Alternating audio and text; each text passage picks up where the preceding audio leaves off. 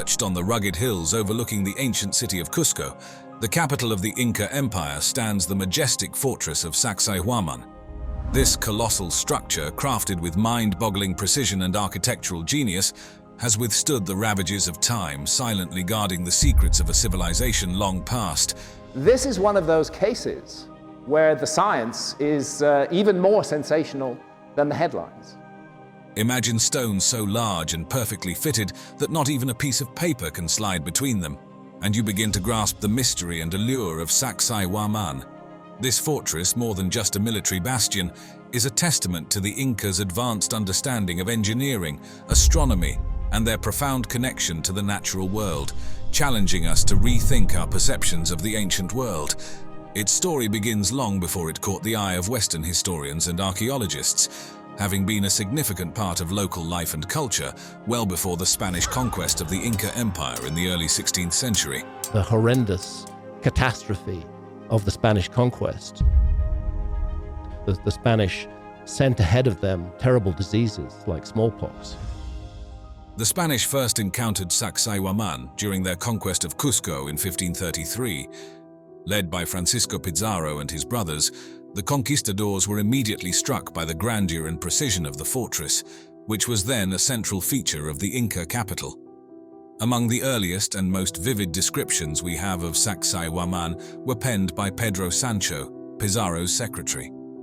Writing shortly after the fall of Cusco, Sancho's detailed accounts, alongside those of his contemporaries, provided a first glimpse into the size of the stones and the sophistication of the construction, laying a foundation for future archaeological investigations. That's me, for scale, standing beside that block.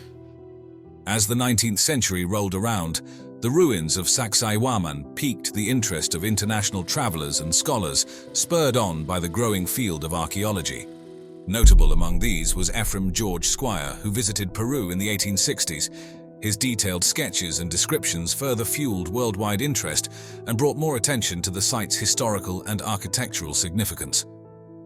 By the early 20th century, the first systematic studies were underway, mapping the site's structures and attempting to understand its historical context. However, these early efforts were often limited by the techniques of the time and a colonial mindset that occasionally misinterpreted the site's purpose and construction. Archaeology gives this work entirely to the Incas, even though the Incas themselves recognized and honored the work of predecessors. Advancements in archaeological methods in the late 20th and early 21st centuries, including digital mapping, detailed stratigraphic analysis, and remote sensing, have significantly enhanced our understanding of Saksaywaman. These modern techniques have shed light on the construction sequence, the true extent of the site, and its various phases of use, ensuring that each stone and artifact found continues to contribute to the story of a civilization known for its remarkable architectural feats and deep integration with its environment and the cosmos. The construction of Saksaywaman stands as a pinnacle of Incan engineering and craftsmanship, incorporating advanced techniques that continue to puzzle historians and engineers even today. The massive boulders used in its construction were quarried from limestone deposits around Cusco, and transporting these behemoths, some weighing as much as 200 tons and spanning several kilometers, remains one of the great enigmas of Incan ability. It is believed that thousands of laborers, without the aid of the wheel or large animals, maneuvered these stones using nothing but logs, ropes, and collective human strength. The cutting precision of these stones is nothing short of extraordinary. The Incas mastered a technique known as ashlar masonry, which allowed them to fit stones so tightly together that no mortar was needed. The fit is so snug that not even a blade of grass can slip through the joints, which also provided significant earthquake resistance. The stones could shift slightly and resettle without causing the structure to collapse, an essential feature in the earthquake-prone Andes. Moreover, the architectural layout of the walls, composed of gigantic stones in a zigzag pattern, forms three parallel lines that merge into a formidable barrier. This design served not only as a strategic military defense but also held symbolic meanings, perhaps representing the teeth of a puma, with Cusco itself theorized to be laid out in the shape of this sacred animal when viewed from above. Expanding beyond its visible structure, the layout of Saksaywaman is deeply complex and extends into both ceremonial and strategic realms. The zigzag walls, stretching over 600 meters, seem to echo the jagged peaks of the Andes themselves, blending the natural landscape into its sacred architecture. This design not only provided a stunning aesthetic connection to its surroundings, but also reflected the Incas' profound reverence for nature and the deities believed to reside within these natural elements. Researchers have also suggested that Saksaywaman's design incorporates an acoustic feature. Tests have shown that sounds made at certain points within the complex can be clearly heard across vast distances without any echo, indicating a sophisticated understanding of sound dynamics. This acoustical engineering would have been particularly advantageous during large gatherings and ceremonies, allowing leaders' voices to be projected to extensive crowds. Additionally, the site's astronomical significance is highlighted by the orientations of its walls and specific architectural features, which align with celestial events such as solstices and equinoxes. Continuing with the architectural and engineering marvels of Saksaywaman, the Incas demonstrated remarkable ingenuity in water management by incorporating an advanced drainage system within the construction. This system was critical in handling the heavy rainfalls typical of the region, effectively preventing erosion and water damage to the structure. Alongside this, the tiered terraces not only provided a robust defense mechanism, but were also ingeniously used to manage soil erosion and fertility, likely supporting gardens or smaller structures within the complex. When comparing Saksaywaman to another iconic Inca site, Machu Picchu, some intriguing differences and similarities emerge, particularly in terms of purpose, function, and construction techniques. Saksaywaman, often misconceived solely as a fortress due to its massive walls and strategic location, primarily served as a ceremonial site and a symbol of imperial power and divine authority. In contrast, Machu Picchu, built around the mid-15th century, functioned as a royal estate for Emperor Pachacuti and was heavily focused on religious ceremonies and astronomical observations. The construction styles of these two sites also reflect their differing roles and philosophies. Saksaywaman is characterized by the use of enormous stones, meticulously fitted together without the use of mortar. This construction technique, showcasing large-scale monumental architecture, was likely intended to display power and durability. On the other hand, Machu Picchu, while also renowned for its precision stonework, utilizes smaller, more regularly shaped stones that integrate seamlessly with the natural landscape, reflecting an overarching philosophy of harmony and balance with nature. Moreover, the locations and overall designs of Saksaywaman and Machu Picchu further highlight their distinct purposes.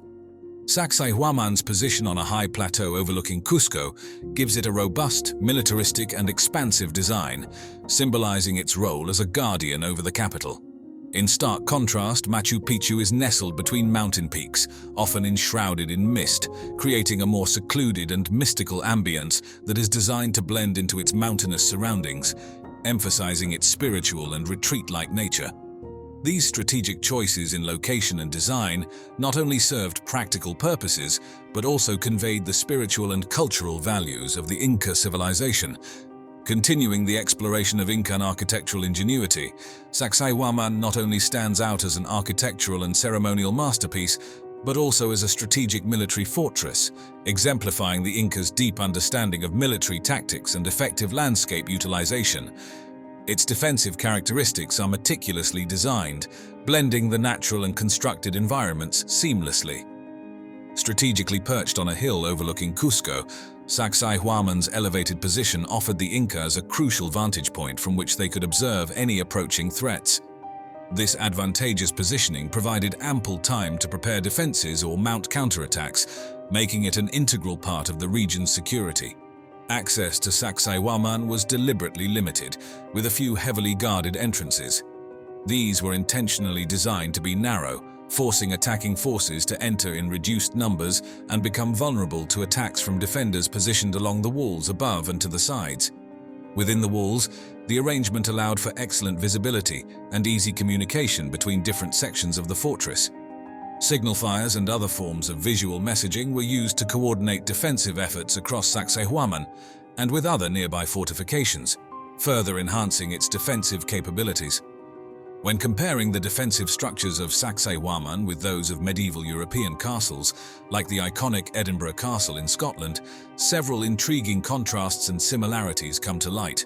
Unlike the stone and mortar construction typical of European castles, Saksaywaman's walls were crafted using the ashlar technique, which involves fitting stones together without mortar.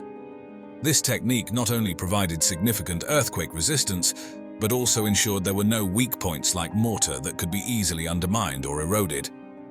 Both Saksaywaman and many medieval castles share the strategic positioning on elevated ground, a common defensive feature that underscores the universal tactical advantage of controlling high ground. This strategic similarity highlights the shared understanding of defensive architecture across different cultures and epochs, each adapting to their unique environments and technological capabilities. Welcome to the mysteries of Sigiriya, the ancient sky fortress perched high above the jungles of Sri Lanka. Imagine a towering rock rising 660 feet into the sky, topped with a palace that seems to touch the clouds. But the questions that boggle the mind are, why and how did ancient humans build such an awe-inspiring structure, complete with a vast body of water high above the ground? In today's video, we'll climb the steps of Sigiriya, uncover its hidden secrets, and explore the incredible engineering feats of the past.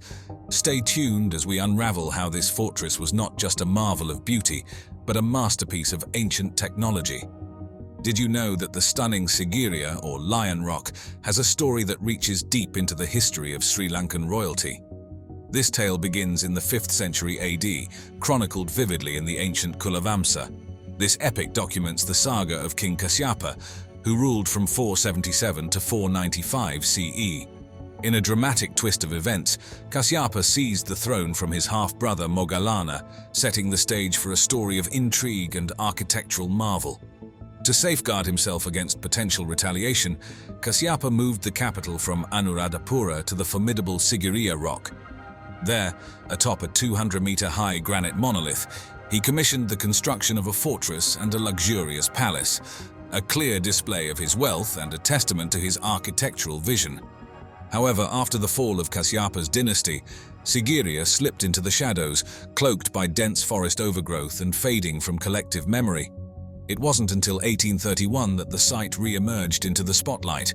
That year, Major Jonathan Forbes of the 78th Highlanders, part of the British Army, rediscovered Sigiriya during a horseback expedition through the central forests of what was then Ceylon, now known as Sri Lanka. Stumbling upon this magnificent rock fortress and its ruins, Forbes's findings reignited global interest. His detailed writings and sketches brought Sigiriya back from obscurity, captivating colonial officials and scholars alike, and paving the way for future archaeological explorations. Following the rediscovery of Sigiriya by Major Jonathan Forbes, the archaeological spotlight turned toward this enigmatic structure, leading to its eventual excavation. The initial efforts to study Sigiriya were rather haphazard, lacking a systematic approach typical of early antiquarian activities in the region. However, a significant shift occurred in 1895 when H.C.P. Bell, the first Commissioner of Archaeology for Ceylon and a British archaeologist, took charge. Bell's structured investigations laid the groundwork for understanding Sigiriya's complex layout and rich historical tapestry, illuminating various facets of its construction and artistic achievements. As the 20th century progressed, the Department of Archaeology of Sri Lanka took the helm, bringing a new level of rigor to the exploration of Sigiriya.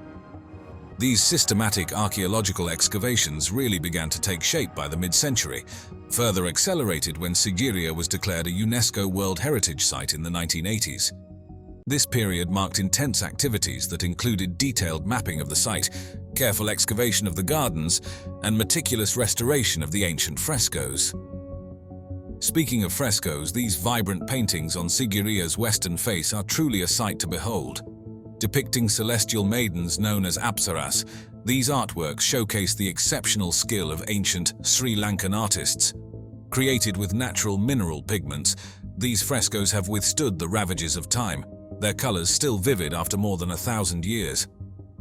Their creation technique, reminiscent of the fresco secco method seen in India's Ajanta caves, highlights a shared artistic tradition across the region, though Sigiriya's frescoes have a unique stylistic flair that seems to capture the maidens in ethereal motion, as if floating in the air. The site's water gardens are yet another marvel. Unearthed through diligent excavation, these gardens reveal an intricate hydraulic system featuring pools, pavilions, and dynamically engineered fountains. This level of sophistication in water management suggests comparisons with the legendary Hanging Gardens of Babylon, illustrating that such engineering marvels were not confined to the Western world. Sigiriya's gardens were not only aesthetically pleasing but also a demonstration of advanced hydraulic technology and urban planning by ancient engineers. Then there's the mirror wall, originally so well polished that it reflected King Kasyapa's image as he passed. Over centuries, this wall became a canvas for the thoughts and musings of visitors, covered in inscriptions that date back to the 6th century. These writings, ranging from poetry to personal reflections, provide a unique glimpse into the minds of ancient travelers, similar to modern-day guestbooks. This tradition of leaving one's mark is a human impulse seen across cultures and epochs, evident in places as far-reaching as the pyramids of Giza, where ancient graffiti also tells stories of those who came before us. Exploring further into the architectural wonders of Sigiriya, let's delve into why this location was chosen for such a grand fortress. The natural setting of Sigiriya itself offers some clues. Rising about 200 meters above the plains, the sheer height of this massive rock column provided unparalleled defensive benefits. This elevation was not just daunting for potential invaders to scale, but it also offered inhabitants a broad vantage point, allowing them to see for miles and spot any approaching threats long before they reached the fortress. The rock's steep and rugged sides further shielded the fortress, making direct assaults nearly impossible without advanced siege techniques. Just above the water gardens, the boulder gardens of Sigiriya paint a vivid picture of how natural landscapes were skillfully incorporated into the fortress's design. This area is dotted with large, naturally occurring boulders that have been cleverly integrated into the overall layout. Winding pathways snake around these colossal stones, leading to hidden nooks and strategic lookout points. These boulders weren't just pleasing to the eye, they played a crucial role in the fortress's defense, acting as natural barriers and fortified posts. This strategic use of natural rock formations is somewhat akin to the serene rock gardens of Ryoanji in Kyoto, Japan. Although both gardens feature natural stones, Sigiriya's boulder gardens were primarily designed for defense and control, while Ryoanji's layout aims for contemplation and aesthetic appreciation. Climbing higher, the terraced gardens mark the final stages of the ascent to Sigiriya's summit. Here, a series of staircases and pathways are carved directly into the rock face, not only facilitating access to the top but also allowing for the cultivation of gardens and the construction of small structures along the way. These terraces seamlessly integrate the sheer cliffs into the fortress's architecture, showcasing the ingenuity of ancient Sri Lankan architects who transformed a challenging environment into a livable and defensible space. This method of using terraces can be compared to the ancient Incan city of Machu Picchu, which also features gardens cut into mountainous terrain. Both Sigiriya and Machu Picchu utilized the verticality of their landscapes to enhance agriculture, habitation, and defense, demonstrating a deep understanding of how to adapt architecture to the natural environment effectively. As we've ascended through the layered terraces and lush gardens of Sigiriya, it's impossible not to marvel at its defensive capabilities, which are as impressive as its architecture. The entire fortress was safeguarded by a massive moat and towering walls. The approach to the rock itself was ingeniously designed to be narrow, funneling potential attackers into a tight space where they could be more easily repelled. Throughout the fortress, large boulders were strategically placed, ready to be rolled down on invaders, and certain staircases were cleverly designed to be easily removable or destroyed, preventing enemy progression. At the pinnacle of Sigiriya, extensive residential quarters once stood, serving as the royal abode for King Kasyapa and his retinue. These buildings were robustly constructed from bricks and stones, with some walls still resiliently standing. The stone blocks used in construction, though their exact weight is unknown, are estimated to weigh several tons each, hinting at the remarkable effort that went into their assembly.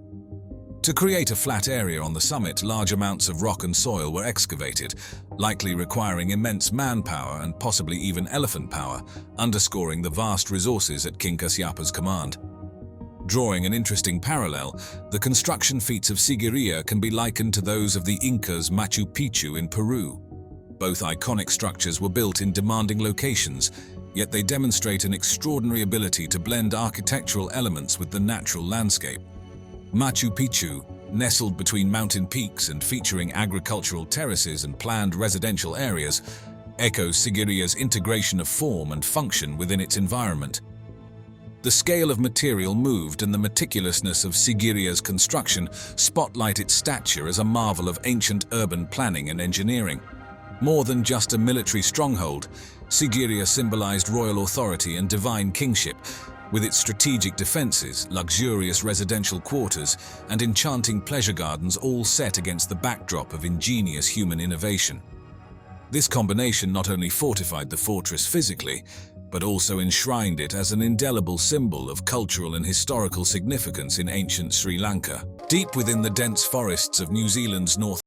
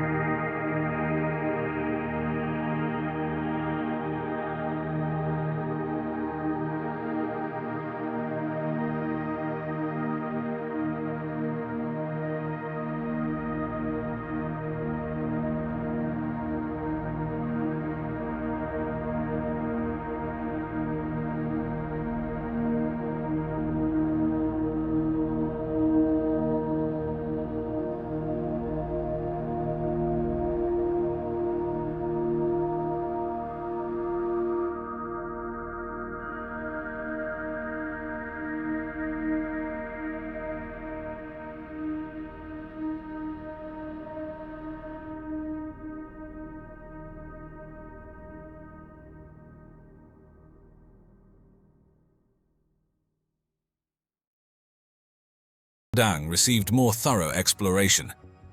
In the mid-20th century, the site was sporadically studied by local researchers, and during the 1970s and the 1980s, Indonesian archaeologists conducted preliminary surveys, noting the extensive terraced structures. However, these were still relatively surface-level explorations.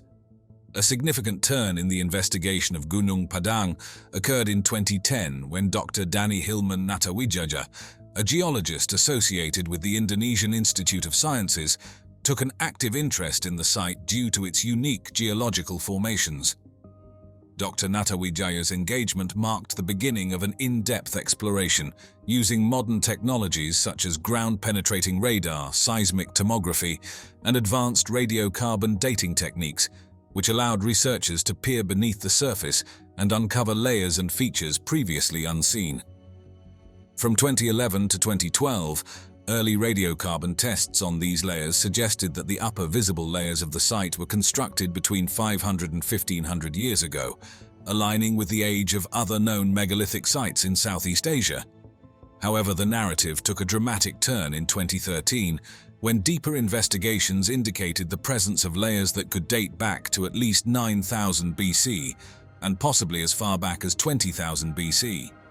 These findings, which suggested a much older timeline for human civilization in Southeast Asia, were further complemented in 2014 by discoveries of potential man-made structures and chambers beneath the mountain's surface, adding layers of mystery and complexity to the site's construction. The implications of these findings are profound, stirring significant debate among the archaeological community. If the estimations hold true, they would indicate that advanced societies capable of complex construction projects existed in Southeast Asia far earlier than previously believed.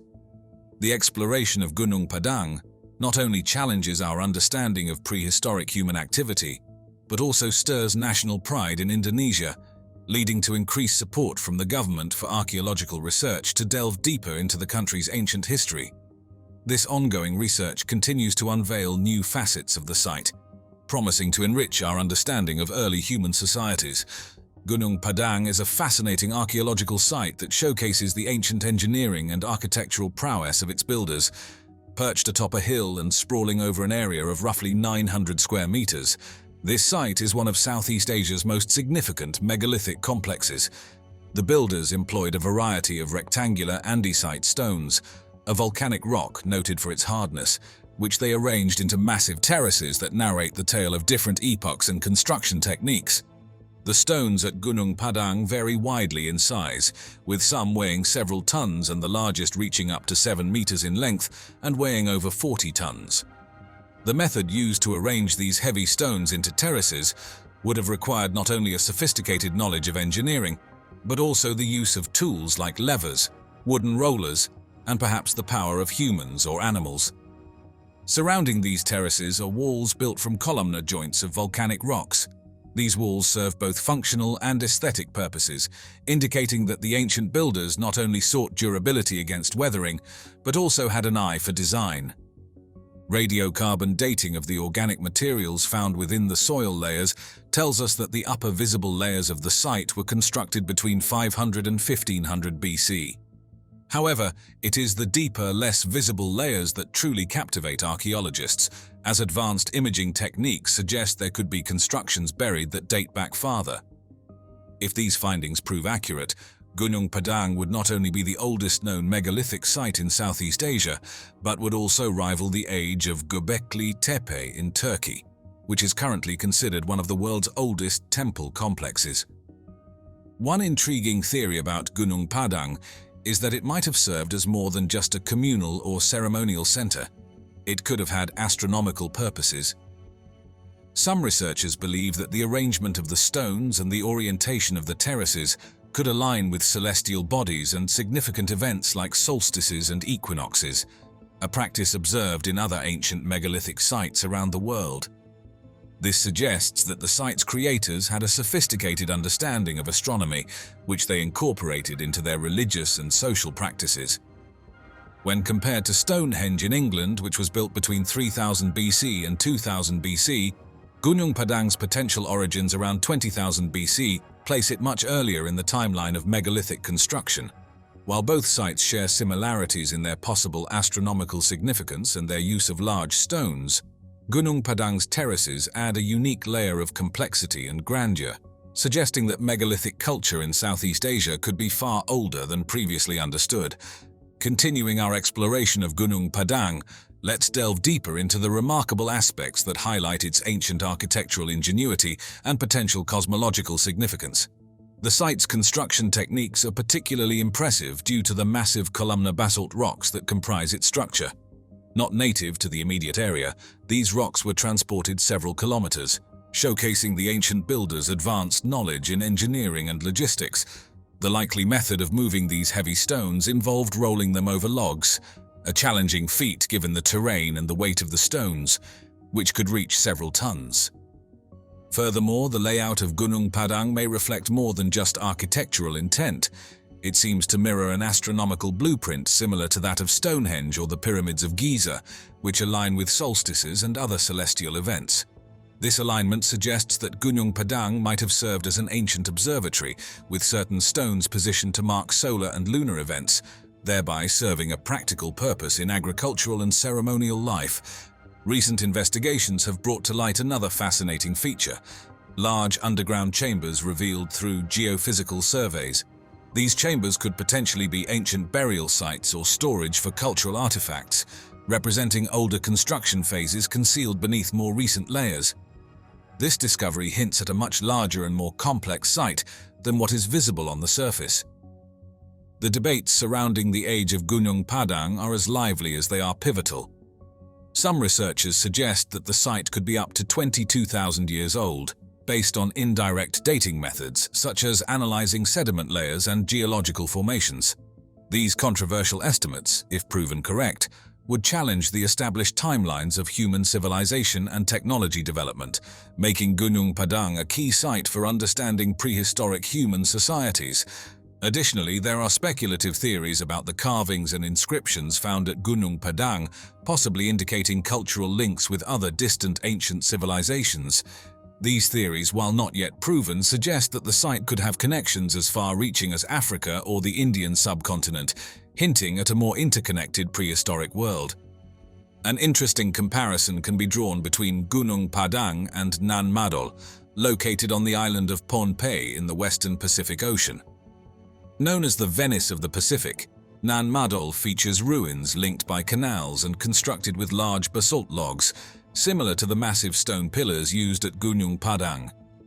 Both sites demonstrate advanced quarrying, transporting, and assembly techniques in challenging environments, showcasing the ingenuity of their builders and possibly suggesting exchanges of cultural practices and technological knowledge across vast distances.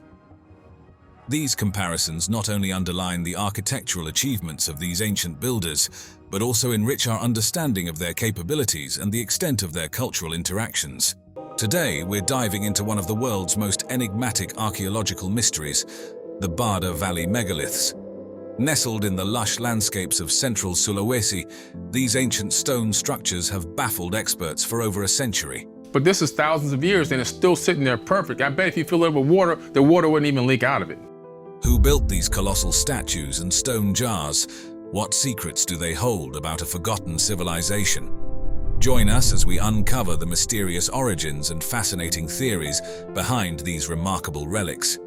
Located in the Lor Lindu National Park of central Sulawesi, Indonesia, the Bada Valley megaliths first came to the attention of the Western world through the efforts of Dutch colonialists in the early 20th century. During a 1908 Dutch military expedition, Dr. Nicolaas Adriani and Dr. Albertus Christian Cruyt documented these remarkable stone structures. Their meticulous reports and photographs marked a pivotal moment in the scholarly exploration of these ancient artifacts. Dr. Adriani and Dr. Cruyt were not merely military explorers, but also seasoned ethnologists with a keen interest in the cultures of Indonesia. Their documentation included detailed descriptions, measurements, and photographs, which were essential in preserving the initial data about the megaliths. These early records remain a valuable resource for researchers today, as many of the megaliths have since weathered and eroded. Their efforts sparked a wave of academic curiosity that has continued for over a century, although the remote location and challenging terrain of the Bada Valley have limited extensive archaeological studies.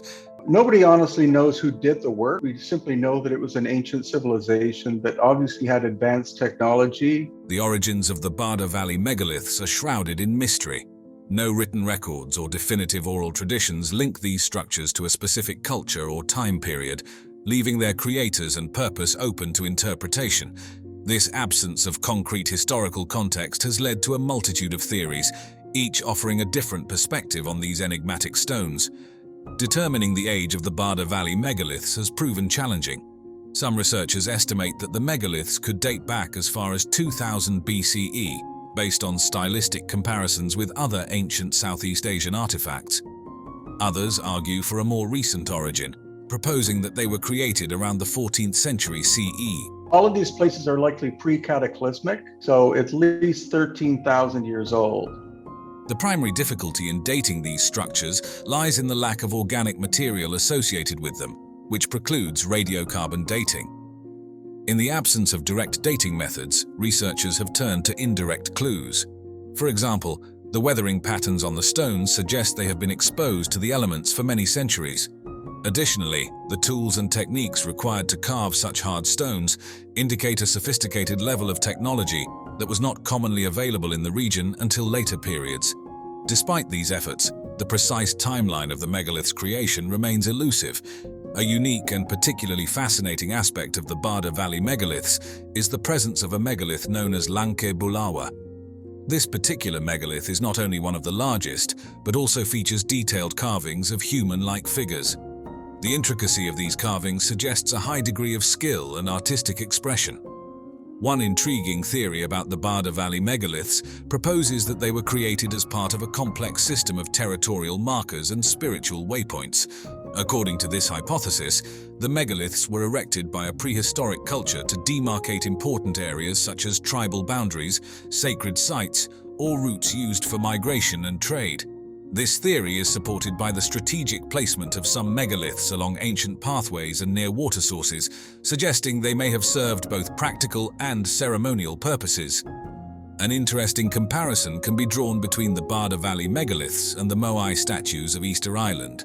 Both sets of megaliths are characterized by their large carved stone figures, which display a remarkable level of craftsmanship and effort. He actually speculates that they were able to temporarily turn the stone into a form of plasma.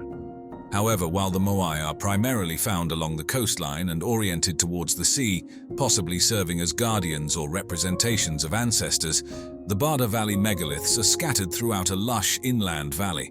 This contrast in placement and presumed purpose highlights the diverse ways in which ancient cultures utilized and interpreted their monumental stone creations. The Bada Valley megaliths are renowned for their diverse shapes and sizes, reflecting a variety of forms and functions. These ancient stone structures can be categorized into several types, each with its unique characteristics and presumed purposes. The craftsmanship involved in creating these megaliths indicates a high level of skill and a deep cultural significance. The statues, or arca, are anthropomorphic megaliths that often resemble human figures. They range from crude, roughly hewn shapes to more refined and detailed representations. Typically, these statues depict heads with prominent facial features including eyes, noses, and mouths. Some statues also include arms and other body parts, adding to their lifelike appearance. The most famous of these statues is Palindo, which stands approximately 4.5 meters tall and weighs several tons. Palindo is one of the largest and most well-known figures in the valley, characterized by its distinct facial features and overall grandeur. The name Palindo means the entertainer, suggesting a possible ceremonial or cultural role. Other notable statues include those with less defined features, indicating a range of artistic expression and possibly different time periods or cultural phases. The kalamba are large cylindrical stone jars, believed to have served various purposes, including as urns or water containers. These jars are meticulously carved from single stone blocks and vary significantly in size and design. Some kalamba are over 1 meter in diameter and can reach heights of 1.5 meters or more. A unique aspect of these jars is that some have lids, while others do not. The lids are often as carefully carved as the jars themselves, indicating their importance. The Kalamba jars sometimes feature intricate carvings and motifs, which may include geometric patterns or symbolic representations. These jars are thought to have been used in burial practices, possibly as urns to hold the remains of the deceased or for ceremonial purposes involving water. Their size and craftsmanship suggest they were significant items, potentially used by high-status individuals or in important rituals.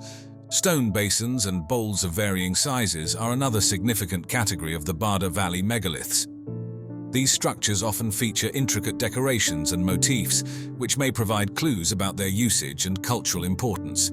Basins and bowls range from small handheld sizes to large immovable structures that could hold significant amounts of liquid or other materials.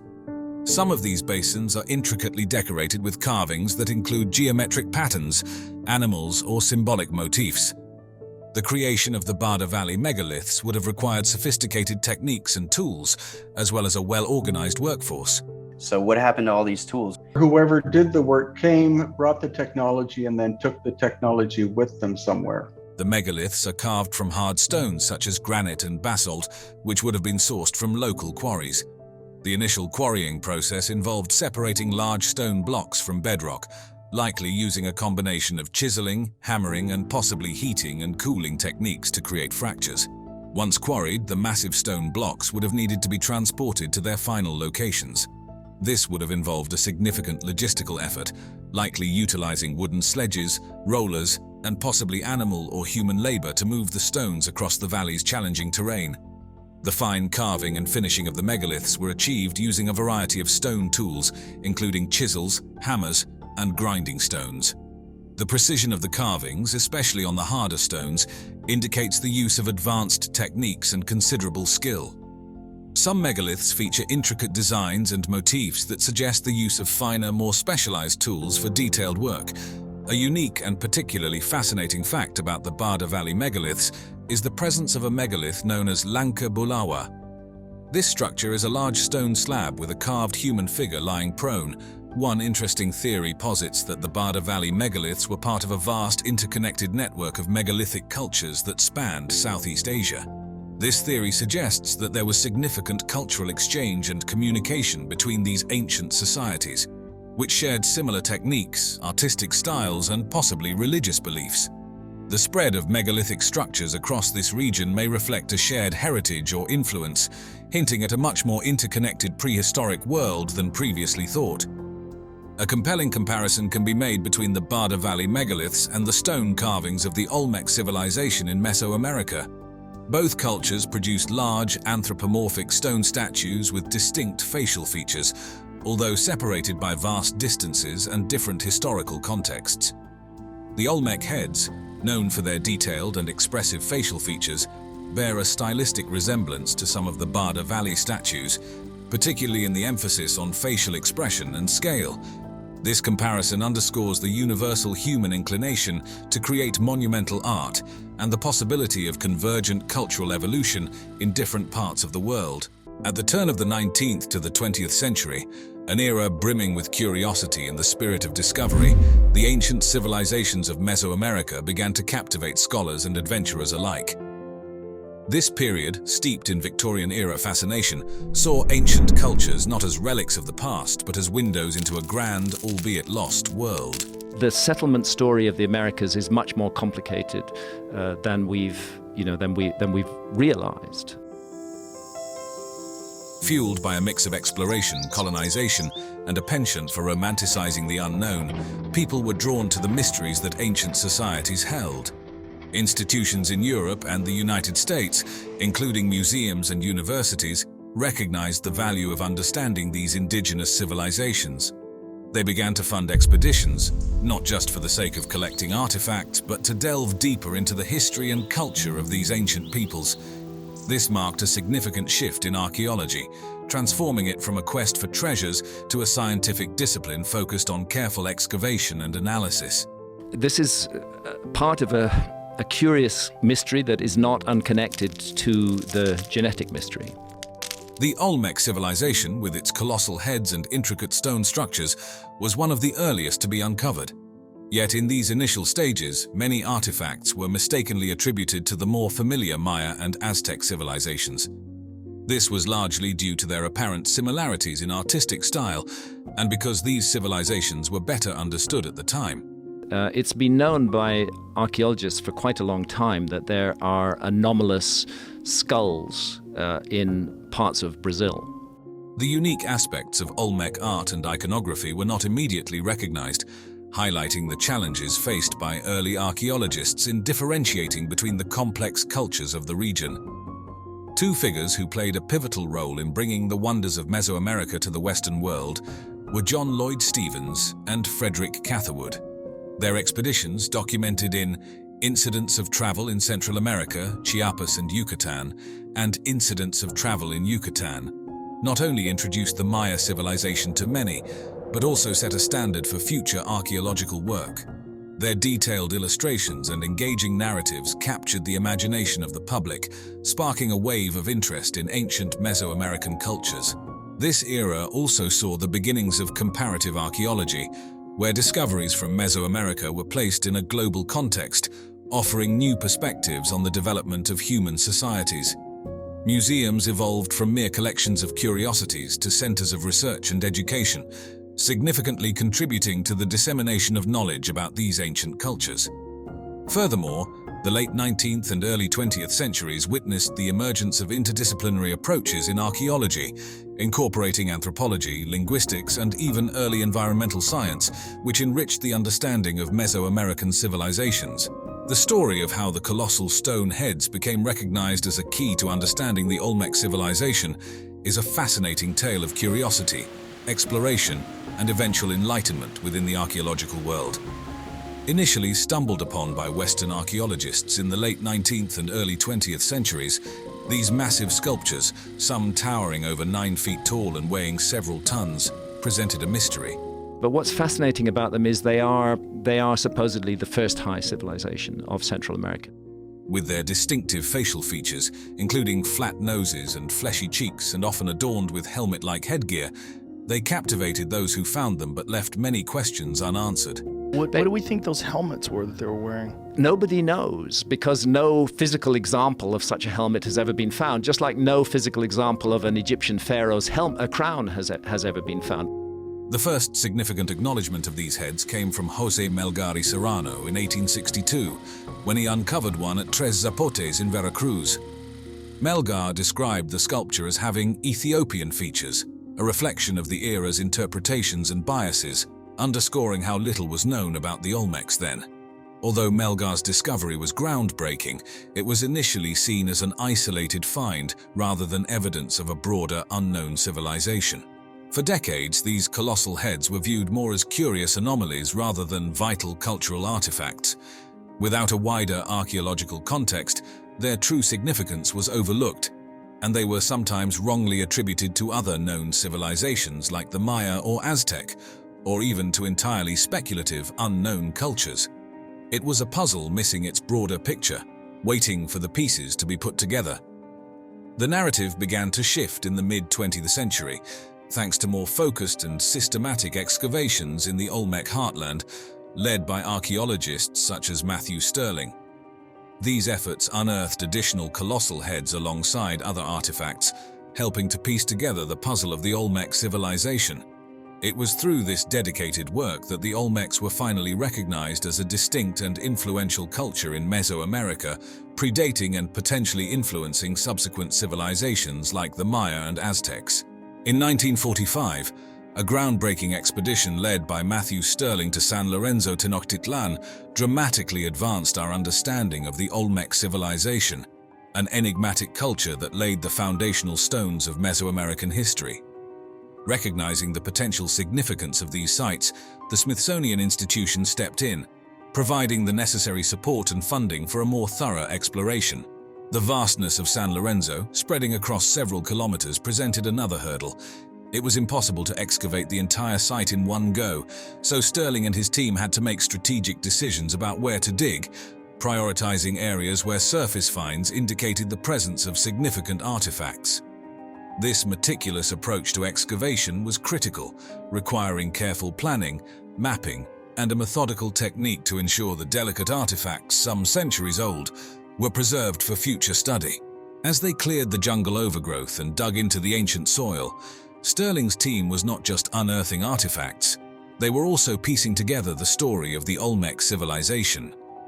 Every artifact, every stone, and every fragment of pottery added a new chapter to our understanding of this ancient culture. The detailed recording and documentation of their findings were essential, providing a basis for future analysis and helping to paint a fuller picture of the Olmec way of life. San Lorenzo, dating back to around 1200 to 900 BCE, stands as a monumental beacon in the study of Mesoamerican history, often celebrated as the oldest major city in the region. This ancient city predates the civilizations of the Maya and Aztecs, providing a unique glimpse into the dawn of complex societies in the Americas. Thanks to radiocarbon dating, researchers have been able to pin down the timeline of San Lorenzo, offering a clearer view of the Olmec civilization's early days. Among the most striking discoveries at San Lorenzo, the site has yielded jade figurines and celts, indicating robust trade networks and the cultural significance of jade. An array of pottery styles found at the site offers insights into daily life, artistic expression, and the Olmec's trade relations. The discovery of large structures, including platforms and possible elite residences, points to a highly organized society capable of mobilizing significant labor resources. The urban layout of San Lorenzo, organized around a central axis, reflects a thoughtfully planned development. The existence of distinct ceremonial and residential areas suggests a sophisticated urban structure, possibly mirroring social hierarchies within the Olmec society. In the 1950s, the archaeological spotlight turned to La Venta, an Olmec site in Tabasco, Mexico, building on the momentum of earlier discoveries at San Lorenzo.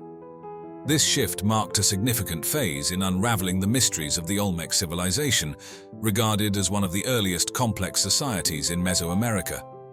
With a renewed interest in the Olmec culture, archaeologists like Philip Drucker and Robert Heiser applied advanced methods and interdisciplinary approaches to dig deeper into the site's secrets, offering a more comprehensive understanding of this ancient civilization. La Venta thrived between approximately 900 to 400 BCE, a period that witnessed the peak of Olmec cultural and artistic development. This era underscored the Olmec's remarkable achievements in architecture, art, and urban planning, setting a precedent for subsequent Mesoamerican cultures. Among the distinct features of La Venta is the Great Pyramid, a monumental structure made of earth and clay, noted for its unique conical shape. Unlike the pyramidal structures that would later dominate Mesoamerican landscapes, the Great Pyramid's design and scale highlight the Olmec's advanced engineering skills and their capacity for organizing large-scale construction projects. This pyramid, along with other structures at the site, was aligned with celestial bodies, hinting at the Olmec's sophisticated understanding of astronomy and suggesting its role as a ceremonial and cultural hub. The systematic excavation efforts at La Venta brought to light not only architectural innovations but also a wealth of artifacts, including the iconic colossal heads carved from basalt, believed to represent rulers or significant figures within Olmec society.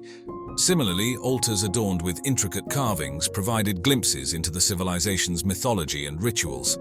La Venta also revealed complex burial sites and offerings, including serpentine mosaic pavements, which offered insights into the civilization's funerary practices and religious beliefs. These findings have been instrumental in piecing together the social structure, religious practices, and artistic achievements of the Olmec civilization, significantly influencing the study of Mesoamerican archaeology.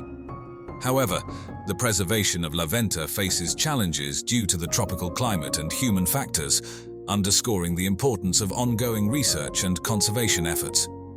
The exploration of La Venta in the 1950s was a watershed moment in understanding the depth and complexity of the Olmec civilization, providing a foundation for future studies and ensuring the legacy of this pivotal culture in Mesoamerican history remains appreciated and preserved. Discovering the ancient Maya civilization has been like piecing together a giant, fascinating puzzle. Picture this. Back in the 16th century, Spanish explorers led by folks like Hernan Cortés stumbled upon the remnants of a once glorious civilization, with towering cities now reclaimed by the jungle. The tragedy of the North American pyramids. There was once more than 1 million of them. Only 100,000 are left now.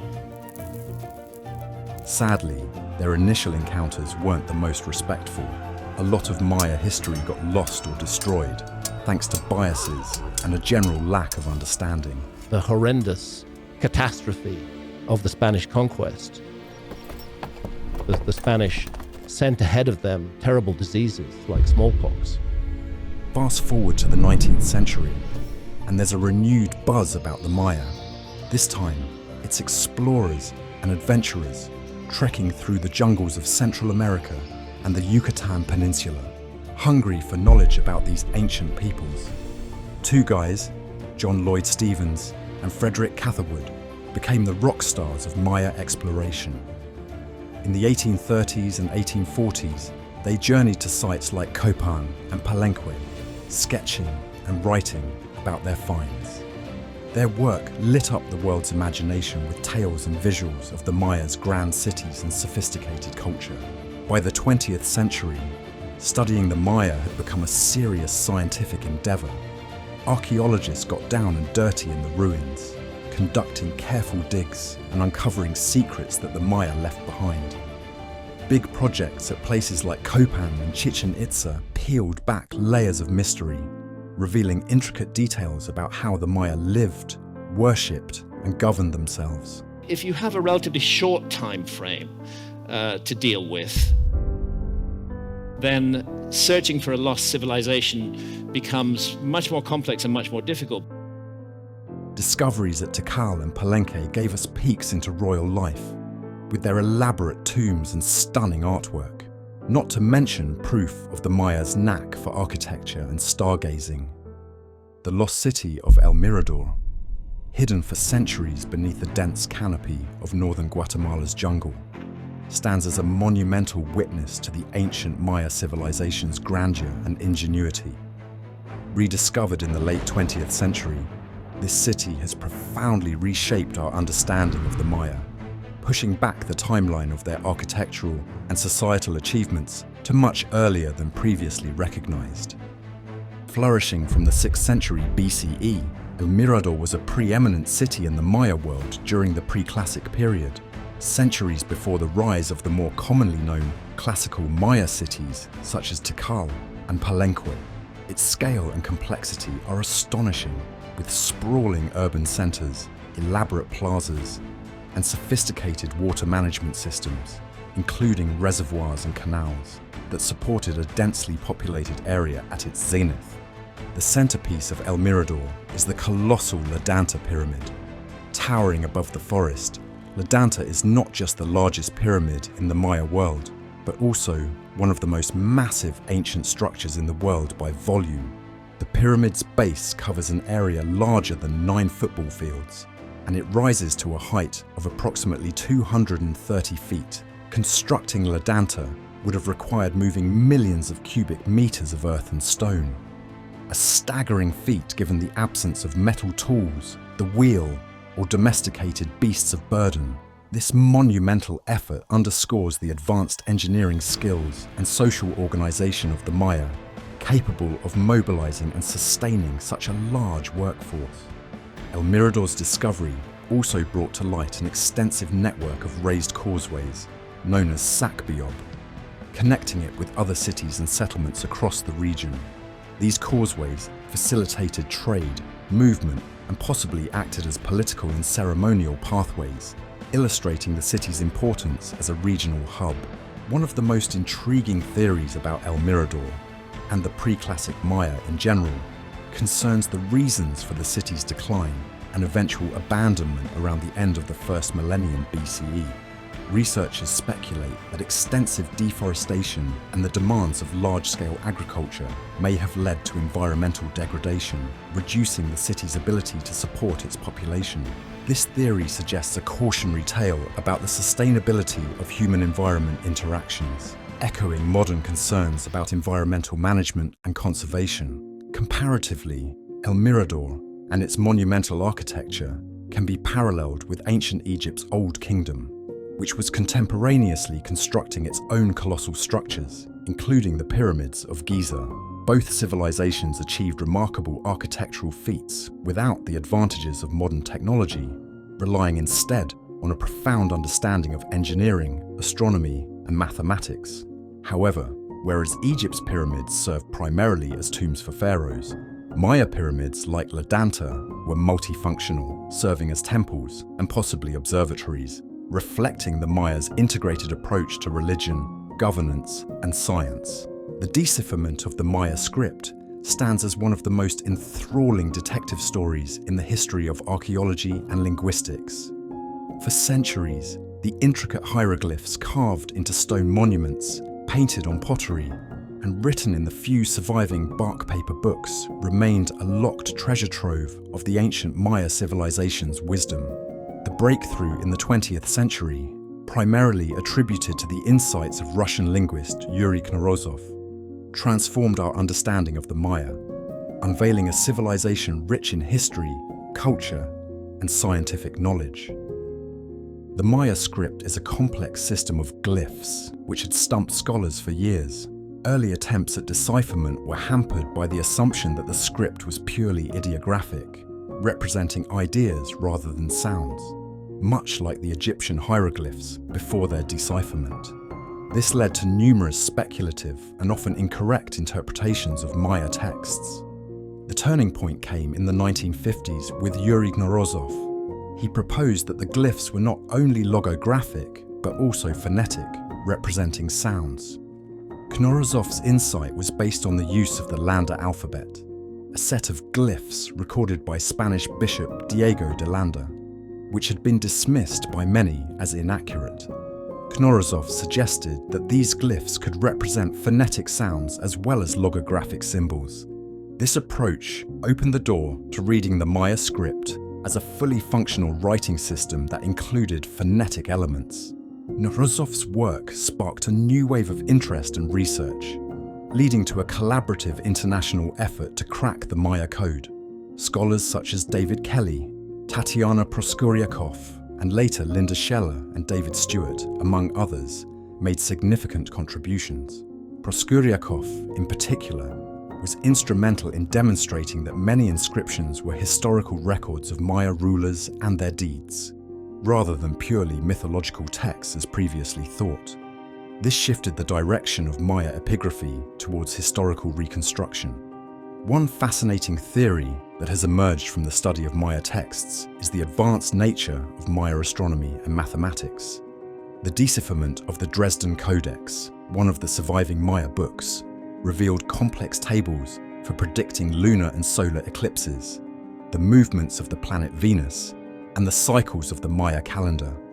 At the heart of their astronomical studies was the observatory at Chichen Itza, known as the Caracol. This structure, with its distinctive round dome and strategically placed openings, served as a window to the heavens, allowing Maya astronomers to accurately track the movements of Venus, the Sun, and other significant celestial entities. The precise alignment of the Caracol's windows with these celestial bodies' appearances and disappearances throughout the year underscores the Mayas' advanced architectural skills and their capacity to harmonize their construction efforts with their extensive knowledge of astronomy. This integration of astronomy into various aspects of Maya life highlights a civilization that valued the stars not merely as subjects of curiosity, but as essential guides for earthly endeavors. The Mayas' legacy in astronomy, evidenced by their codices, observatories, and calendars, offers a glimpse into a society that found harmony in the cosmic order and sought to align its terrestrial activities with the celestial rhythm. It's a tale not too dissimilar to the story of the Rosetta Stone and the Egyptian hieroglyphs, but with a twist. You see, the Rosetta Stone was like getting the cheat codes to understand Egyptian hieroglyphs because it had translations right there. But with the Maya, there wasn't a neat bilingual text lying around. Instead, figuring out what those intricate carvings and paintings meant required a mix of smart guessing, deep cultural dives, and a bit of detective work in understanding the symbols not just as pictures, but as a complex blend of sounds and meanings. Now imagine trying to understand a writing system that's not only about what things are, but also how they sound. And that's what the Maya script is all about. It's this incredible collection of over 800 different glyphs, making it one of the showiest, most elaborate scripts you could lay your eyes on. And the coolest part, we're still unlocking the secrets of this ancient script. The Maya script's ongoing decipherment is a reminder that history isn't just about looking back. It's a story that keeps evolving as we learn more. The site, believed to have been a royal estate or a sacred space for Inca leaders, is most famous for its colossal stone walls, forming three-tiered terraces that zigzag across the landscape like the teeth of some giant beast. The sheer size of the stones used, some tipping the scales at a staggering 200 tons, and the precision with which they're fitted together is nothing short of awe-inspiring. This is a very neglected area of the world as far as deep and ancient archaeology goes. The joints between these massive boulders are so meticulously crafted that they leave no space for even a sliver of paper to pass through, showcasing an advanced knowledge of stonemasonry and perhaps an understanding of seismic activities, as these structures have withstood numerous earthquakes over the centuries. While mainstream archaeology attributes these feats to the Incas' sophisticated engineering skills, using simple but effective tools and techniques, Graham Hancock invites us to ponder a more mysterious origin. A curious mystery that is not unconnected to the genetic mystery. He speculates that the Inca might have been heirs to a legacy of knowledge and technology from a bygone civilization, now lost to history. This theory suggests that the astonishing precision and durability of Saksaywaman's walls could be evidence of an advanced pre-Inca society that had mastered construction techniques far beyond what was previously imagined for their time. Hancock's fascination doesn't stop at the construction techniques. He delves into the site's possible acoustic properties and astronomical alignments, suggesting that Saksaywaman was not just an architectural marvel, but also a center for astronomical observation and sound engineering. These features hint at a sophisticated understanding of the cosmos and sound, further fueling the speculation that the site's creators were far more advanced than we give them credit for. The mystery of Saksaywaman is deepened by the Incas' lack of a written language, which has led to a significant loss of their oral history following the Spanish conquest.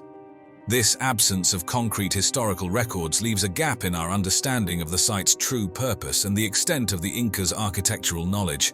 Despite these challenges, Saksaywaman's cultural and historical significance cannot be overstated.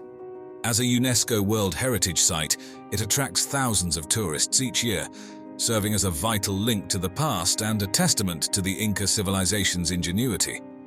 Now, the story of the Inca Empire, or Tawantinsuyu. This narrative takes us back to the early 13th century, around the region of Cusco in what's now Peru. It's here that the saga begins with Manco Capac, the mythical founder and first emperor believed to be chosen by the sun god Inti himself. From such divine origins, the Inca embarked on an ambitious journey of expansion, blending military might and diplomatic savvy to weave together a tapestry of conquered territories and assimilated cultures. At its zenith, this empire spanned modern-day Peru, Ecuador, Bolivia, Argentina, Chile, and Colombia, creating the largest empire in pre-Columbian America. But what truly sets the Inca apart are their engineering marvels. Imagine a network of roads over 40,000 kilometers long, connecting the arid coastlines of Peru to the snow-capped Andes, a testament to the Incas' engineering genius. This wasn't just any road system, it was the Capac Ñan, or the Royal Road, a feat of ancient infrastructure that included everything from stone-paved paths to suspension bridges made of woven grass. These pathways were vital arteries of the empire, supported by tambos and storehouses that provided essential supplies to travelers and military expeditions alike. Yet, the Incas' ingenuity didn't stop at roadways. They transformed the steep Andean mountainsides with agricultural terraces, preventing erosion and expanding arable land, all while developing sophisticated irrigation systems to water these terraced fields. Their expertise in water management extended to canals and aqueducts that channeled water from mountain springs to dry areas, ensuring the survival of dense populations.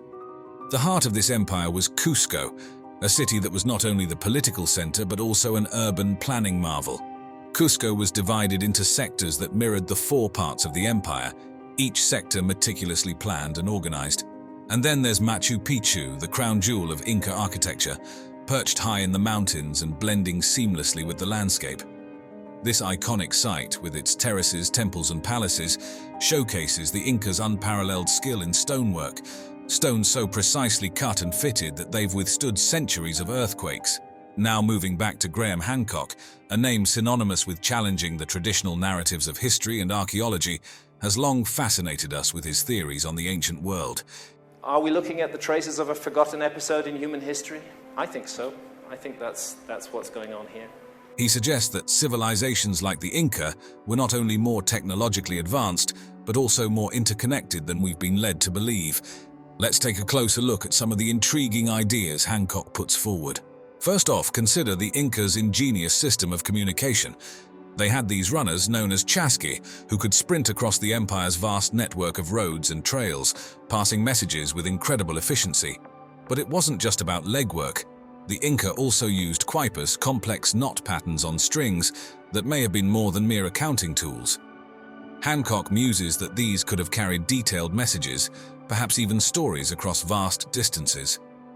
He even floats the idea that there might have been even more sophisticated yet undiscovered methods of communication, hinting at a possible global network of ancient knowledge sharing. Then there's the matter of construction techniques. The precision seen in the stonework of sites like Saksaywaman is staggering. Without mortar, these stones have been cut and fitted together so perfectly that they've withstood earthquakes for centuries. Hancock suggests this might point to lost technologies, far more advanced than what's been historically acknowledged. Perhaps a decision was made not to use metal. Perhaps a decision was made that errors had taken place, that in reinventing civilization we shouldn't perhaps go down quite the same route as before. And it's not just about stones and construction. He speculates the Inca had ways to harness natural energies, like geothermal or solar energy, in ways we're yet to fully understand. Hancock doesn't stop there. He observes how the Incas' agricultural practices, from terracing to sophisticated irrigation, showcase a sustainable way of living with the environment, possibly part of a broader, now-lost knowledge of ancient civilizations. This idea of sustainability, coupled with their architectural and engineering feats, paints a picture of a society that was not only advanced but deeply in tune with the natural world. Moreover, Hancock draws parallels between the architectural styles, religious beliefs, and cultural practices across different ancient civilizations. The similarities in megalithic constructions across South America, Egypt, and Asia, the use of psychoactive plants in spiritual rituals, and even practices like cranial deformation and mummification suggest a web of cultural exchange or influence that spans the globe.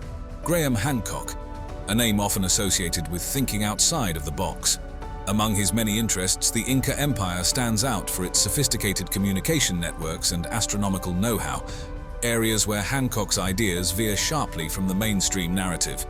Hancock looks at the Incas' architectural marvels, like the precision-engineered Temple of the Sun at Machu Picchu, and sees a civilization deeply in tune with the cosmos.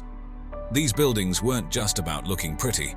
They aligned with celestial events like the solstices and equinoxes, serving both practical agricultural needs and the ceremonial calendar.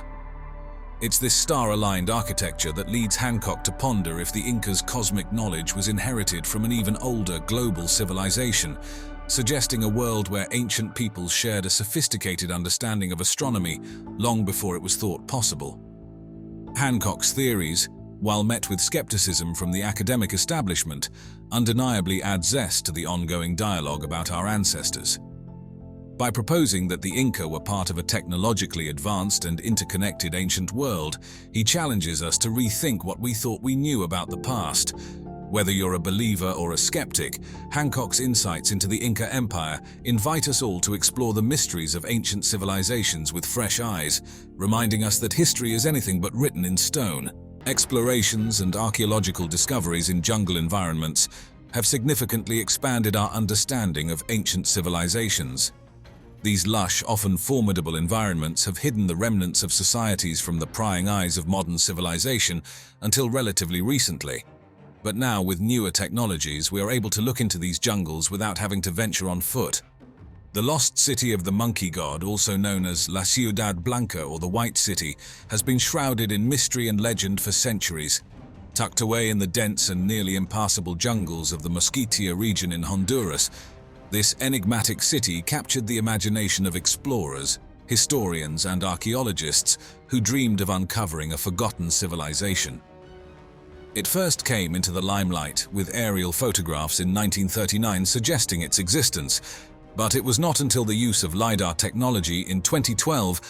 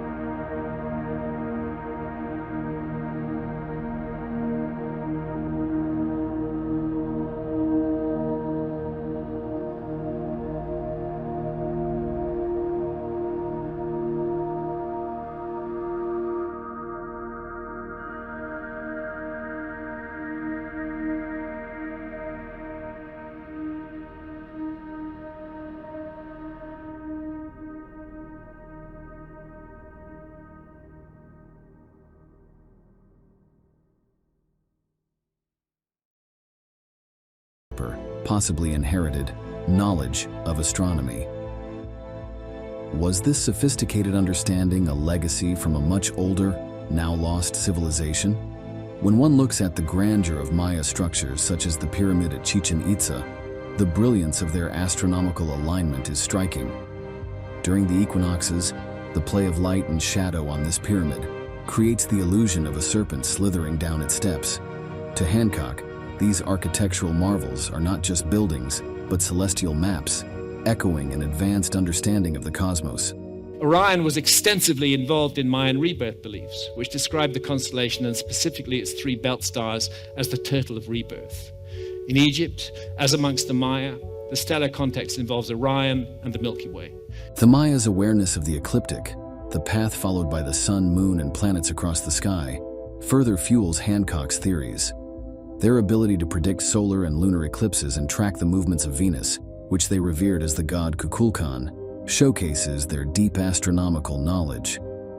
Did they learn this from an older civilization? Hancock wonders. A civilization lost in the depths of time. Hancock theorizes that the Maya might have been part of a vast network of ancient civilizations, sharing knowledge across seas and continents. This global maritime culture, as he envisages, could have been a conduit for transferring advanced astronomical and architectural knowledge to the Maya. The architectural designs of the Maya, seen in their pyramids, temples, and cities, reflect a level of technological and engineering skill that seems almost ahead of their time. Were these skills handed down from a previous, more advanced civilization?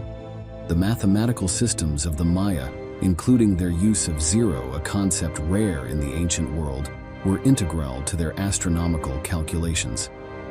Hancock proposes that this mathematical sophistication, too, might be a legacy from a forgotten civilization. We're not what it's all about at all. That there may have been an earlier civilization that reached a high level of advancement, perhaps different from ours, but nevertheless an advanced civilization, which was just taken out of the story completely by a global cataclysm. In a tale woven from the threads of ancient mysteries, Graham Hancock, a modern-day seeker of lost truths, presents a fascinating theory. He imagines a world where an advanced civilization, predating the ancient cultures known to history, once thrived. This civilization, possibly flourishing before the last ice age ended around 10,000 BCE, was a beacon of knowledge in fields like astronomy, architecture, and mathematics. Hancock's story tells of a society whose influence stretched far beyond its own time and space, touching various corners of the ancient world, including the enigmatic Maya civilization. I think, and it's my case, that it wiped our memory of a previous episode of human civilization, that right at the epicenter of this cataclysm was a civilization that we would regard as advanced, not a simple hunter-gatherer civilization, which was utterly wiped out in this cataclysmic event. However, this ancient global society in Hancock's story faced a dramatic and catastrophic end. He hypothesizes that a cataclysmic event, such as a comet impact or a massive flood, nearly obliterated this civilization. But not all was lost. The survivors, carrying the torch of their advanced knowledge, ventured out into the world. These bearers of ancient wisdom found their way to other, less advanced societies and shared their knowledge, planting the seeds for new civilizations to grow. Among these were the Maya, who, in Hancock's view, may have been one of the many inheritors of this ancient legacy. Hancock points to the Mayas' remarkable architectural and astronomical achievements as evidence of this influence. The precision of their calendar systems, their understanding of celestial cycles, and the alignment of their buildings with astronomical events are, in his narrative, not just the fruits of their own ingenuity, but possibly a heritage from a civilization lost in the mists of time. He draws parallels between the architectural styles, religious beliefs, and astronomical knowledge found across various ancient cultures, suggesting these similarities might be remnants of a shared source of ancient wisdom. Because we now know that at that time, between 12,800 and 11,600 years ago, truly global cataclysmic events involving rapid rises in sea level did occur, and suddenly the worldwide tradition of a global flood stops being just a myth and starts being a memory. In a narrative that intertwines the mysteries of ancient seas with the Maya calendar, Graham Hancock, a storyteller of history's hidden chapters, brings to life his theories of a bygone era. He paints a picture of an ancient world, not fragmented by vast oceans, but connected through them.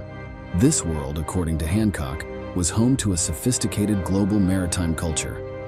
This culture, adept in the art of navigation and shipbuilding, embarked on extensive sea voyages, knitting together the far-flung civilizations of the ancient world. Hancock's tale is not just about the movement of ships, but also about the flow of ideas, technologies, and beliefs. He sees the similarities in architectural styles and construction techniques across different ancient cultures as whispers of a shared knowledge, possibly disseminated through this maritime network. In this story, ancient seafarers are the unsung heroes, ferrying not just goods but also the seeds of culture and religion across the world's watery expanse. He draws parallels with the Polynesian navigators, known for their remarkable oceanic voyages, suggesting that similar capabilities could have existed among these ancient maritime cultures. They're telling us that this lost civilization was submerged in a great flood around 11,600 years before our time. This is why I think we need to pay attention to the Atlantis story rather than just write it off as the ravings of the lunatic fringe. But Hancock's narrative takes an intriguing turn as he touches upon the mysterious Maya civilization and their long count calendar. This calendar, a sophisticated timekeeping system, tracks a cycle of approximately 5,125 years, culminating in a date that modern calendars align with December 21st, 2012. Hancock, weaving a tale from the threads of time, views this not as an apocalyptic end, but as a significant moment in Maya cosmology, a marker of major transition or transformation. In this story, the 2012 phenomenon is not a tale of doom, but a moment of cosmological significance, possibly indicating a shift in human consciousness or the dawn of a new era in human history. Hancock uses this moment to discuss the broader concept of historical cycles, how ancient civilizations understood and measured time, and their alignment with astronomical events such as the precession of the equinoxes and the galaxy's alignment. Graham Hancock, a modern-day chronicler of lost civilizations, presents a captivating theory. He tells a story of Earth's history punctuated by cataclysmic events, asteroid impacts, massive floods, and volcanic eruptions that have periodically reshaped the course of human civilization. In this tale, these cataclysms are not just natural disasters, but pivotal moments that lead to the rise and fall of civilizations, causing a reset of human progress. Discoveries of ancient civilizations in the jungle regions of the world have always fascinated archaeologists, historians. These finds often illuminate the complex societies that flourished in dense forest environments, revealing sophisticated cultures that mastered their challenging surroundings. The Maya civilization, one of the most notable ancient cultures of Central America, has left an indelible mark on modern understanding of pre-Columbian societies, thanks to the extensive discoveries of their cities, writings, and astronomical observatories. Spread across what is now Mexico, Guatemala, Belize, Honduras, and El Salvador, their remarkable achievements in various fields continue to be a source of fascination and study. The Maya cities, such as Tikal in Guatemala, Palenque in Mexico, and Copan in Honduras, are celebrated for their sophisticated architecture that blends seamlessly with the natural landscape. Tikal, known for its towering pyramids like Temple 4, the tallest pre-Columbian structure in the Americas at over 64 meters in height, was a bustling metropolis and a political powerhouse. Palenque is famed for the Temple of the Inscriptions, which houses the tomb of the great ruler Pakal. This pyramid is a testament to the Mayans' mastery over their environment, utilizing the natural hillside for its construction. Copan, with its intricately carved stelae and the hieroglyphic stairway, showcases the detailed narrative of the Mayas' history and cosmology. These cities not only served as civic and religious centers, but also as reflections of the Mayas' deep understanding of urban planning and sustainable living within the dense jungles. The Maya script, consisting of over 800 hieroglyphs, is the only known fully developed writing system in the pre-Columbian Americas. This writing was crucial for the detailed recording of their history, astronomical observations, and complex calendar systems. The decipherment of Maya glyphs in the 20th century opened a window into the Maya civilization, revealing the dynastic politics, warfare, and trade networks that flourished among these city-states. Interestingly, the Dresden Codex, one of the few surviving pre-Columbian Maya books, contains extensive tables for predicting the movements of the Moon and Venus, highlighting their advanced mathematical systems. Sites like the Caracol Observatory in Chichen Itza exemplify the Mayas' sophisticated understanding of astronomy. The structure, with its unique circular design, allowed Maya astronomers to observe celestial events with remarkable accuracy. Their knowledge of the cosmos was so precise that they could predict solar eclipses and the cycles of Venus, which they believed was linked to the god Kukulkan. This advanced astronomical knowledge was integral to their agricultural practices, religious ceremonies, and the construction of their calendar system, which included the 260-day Tzolk'in and the 365-day Hab. The Great Blue Hole, a giant marine sinkhole off the coast of Belize, provides intriguing insights into the environmental practices and possible decline of the Maya civilization. Studies of sediment and mineral deposits from the hole suggest periods of severe droughts in the region, aligning with the theorized timeline of the Maya collapse around the 9th and 10th centuries. This natural phenomenon serves as a stark reminder of the vulnerabilities of ancient civilizations to climate variability and change. One of the most captivating theories about the Maya civilization is related to their sudden decline and abandonment of cities in the 9th and 10th centuries. While overpopulation, warfare, and political instability undoubtedly played roles, recent evidence suggests that severe and prolonged droughts could have been a critical factor. This theory is supported by sediment and mineral analysis from bodies of water like the Great Blue Hole and Lake Chichen Kanab, which indicate significant reductions in rainfall during this period. The dependence of the Maya on rainwater for agriculture and daily life would have made such droughts catastrophic, potentially leading to widespread famine, social unrest, and the eventual collapse of many city-states. A fascinating comparison can be drawn between the Maya and the ancient Egyptians, particularly in their pyramid construction. While both civilizations built pyramids as monumental structures, their purposes and architectural styles were distinct. Egyptian pyramids, such as the Great Pyramid of Giza, served primarily as tombs for pharaohs and were constructed from massive limestone blocks. In contrast, Maya pyramids, often found at the heart of their cities, served as temples for worship and rituals, built with step sides and a temple at the top. This architectural difference reflects the contrasting religious and cultural practices of the two civilizations. The Inca Empire, a beacon of sophisticated engineering and profound cultural achievements, stretched across the Andean region, encompassing what we now recognize as parts of modern-day Peru, Ecuador, Bolivia, Argentina, Chile, and Colombia.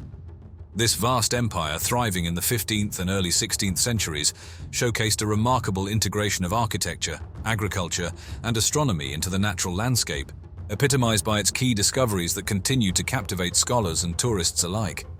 Machu Picchu, perched majestically in the Peruvian Andes, stands as a testament to Inca ingenuity. Rediscovered in 1911 by Hiram Bingham, this 15th century citadel was built without the aid of wheels to transport heavy rocks or iron tools to carve them. The Incas employed a technique known as ashlar, where stones were cut to fit together without mortar so perfectly that not even a knife blade could fit between them. Intriguingly, Machu Picchu was built with a deep understanding of astronomy. Its Intihuatana stone accurately indicates the two equinoxes, twice a year when the sun sits directly over the stone, casting no shadow. Additionally, the placement of certain windows and doors aligns with astronomical events, suggesting a civilization deeply intertwined with the cosmos. The Inca Trail, a marvel of engineering, was part of an extensive network of paths, estimated to cover around 40,000 kilometers, linking the far reaches of the empire. This trail system not only facilitated rapid communication through relay runners, but also supported the movement of armies and goods, despite the challenging Andean terrain. The trail includes a series of stone steps, tunnels, and bridges, traversing through cloud forests and alpine tundras, highlighting the Incas' profound understanding of their environment and their ability to adapt their architectural techniques to the mountainous landscape. Saksaywaman, with its imposing walls made of massive stones, some weighing over 100 tons, is an architectural marvel located on the outskirts of Cusco. The precision with which these stones are cut and fitted together is so high that the seams between the stones are virtually imperceptible.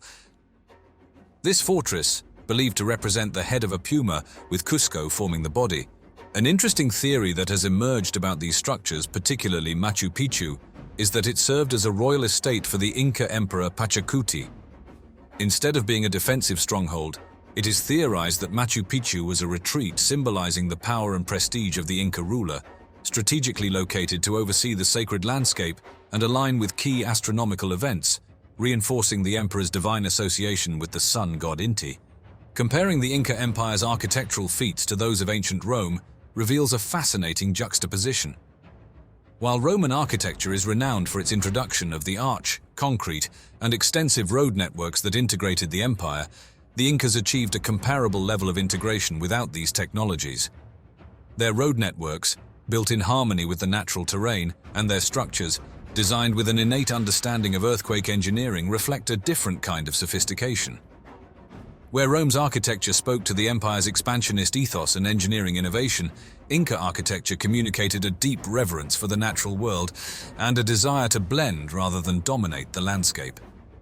These key discoveries within the Inca Empire offer a glimpse into a civilization that, despite lacking many of the technologies that are often associated with ancient architectural marvels, achieved an extraordinary harmony between their engineering, architectural feats, and the natural world.